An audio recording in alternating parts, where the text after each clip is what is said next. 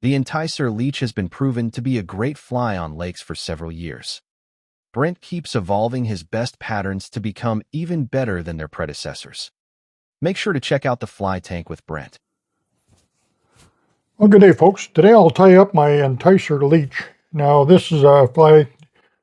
Flies keep evolving over as we keep fishing them and try to improve them along the way. I'm going to show you in the tank how they're properly dressed and weighted, how to change how effective a fly can actually be. So I'm going to tie that pattern up that I like the best. Now here I've got a size 8 standard hook in the vise here, and you have a 1/8 red metal bead on the front, not a tungsten, just a metal bead.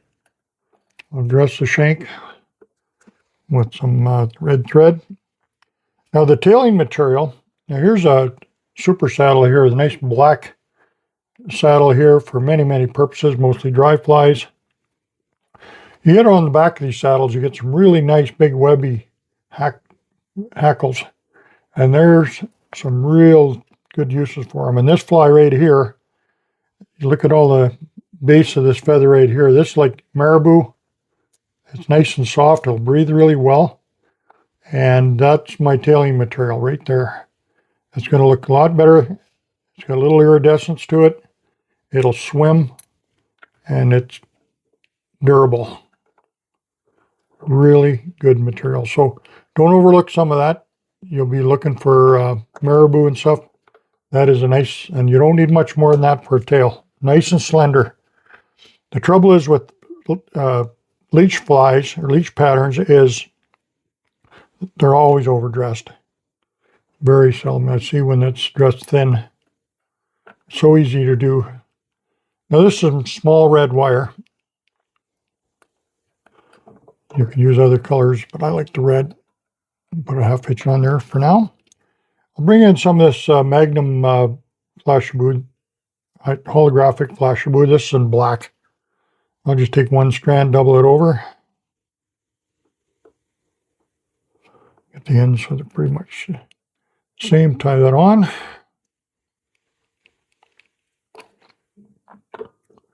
And come forward. And it's really interesting when you start testing these flies in tanks and get a good look at them. I swam them in bathtubs and all kinds of water and whatever, but this swim tank I can really have a good look at them, and helps me improve some flies. Now I've got the black holographic on for the body. I'm just going to reverse wrap with small red wire going forward. Give a lot of segmentation, not as much as strength I'm looking for. This fly is pretty durable. I'm just going to tie that off. Now, if you don't have a Norvise, like my next step here, just do a dubbing loop. Come in here with a UV2 Silex in black. This has got some UV materials in it. I want to make sure I pull my fibers out so they're nice and straight. And then when I put them in here, I want a little more on one side than the other. And there's hardly anything on there. See, that is very sparse. And it's really hard to get into the routine of using very little materials. So I'll just bring that back. Because I was tying them for years and they still caught fish, but I found that this little, very slender leech outfished those other ones every day you tried it. I fish them same days, one right after the other. I keep checking them out. That's one thing when I fish, I'm always testing my flies. So there we go. I'll put a little head cement on here too while we're finishing it, just to show you another way of put a little head cement on your thread, especially for dry flies. It works really good, and then you're all done in one swoop. But you'll see that the fly is super thin. And that is a really good leech fly right there, guys. I'm telling you, this is the one you want to fish. But it has evolved. I didn't fish that slender for many, many years, and I probably had 3 times more material on it than what I have here, and this is going to be a way better fly. And when you use the UV2, you'll see it. Look how it lightens up. See when that UV torch hits it? And trout, all salmonoids, see UV spectrum. So this is a deadly fly. I want to show this to you in the tank. We'll talk about the weighting and how they're dressed, just so you get a better handle on that. And I'd like you to try this one out if you get the opportunity. I know Leech patterns are probably the most effective pattern to fish in any lake. They're available all year long, and that I've probably caught the largest fish consistently with Leech flies.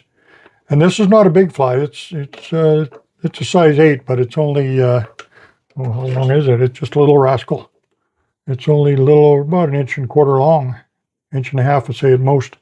So you keep them kind of, you don't have to throw big flies at them to catch big fish.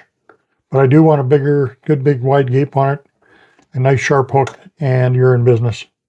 So thanks for watching. We'll go to the tank and we'll talk about that a little further. Well, good day. Here we are in the swim tank. I just wanted to show you, tying the flies on the bench and getting them in the water are 2 different things. I just want to show you how the first fly tied previously was a little bit overdressed, in my opinion. It's a pretty good fly. The Enticer Leech has been working well. It's been actually fishing quite well. But I still think that it's a little bit thick.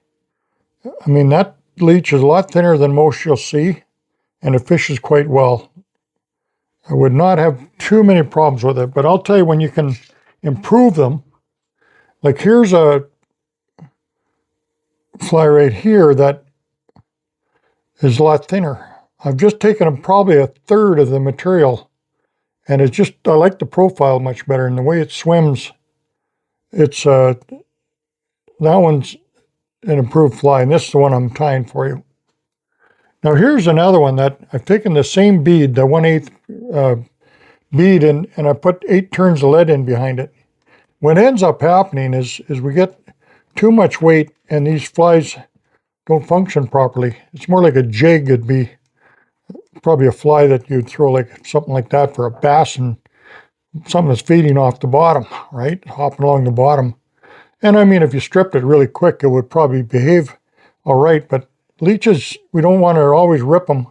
Sometimes you want a nice, long, slow pull, and we're getting too much diving. Where this one here, I can fish it a little bit slower and not get as erratic a movement. So that's really the key, and I hope that kind of explains a little bit. Don't want to overdress your flies, overweight the flies, and if you can have a chance to get a look at your bugs in the water, doesn't matter if it's on the lake or wherever you may be, or put a little water in the tub or whatever you want to do.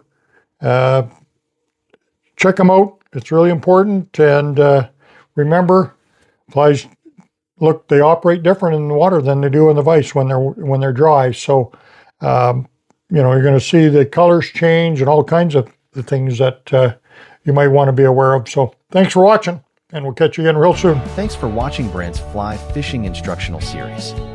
He can be found on Brent's YouTube channel and Sport Fishing on the Fly.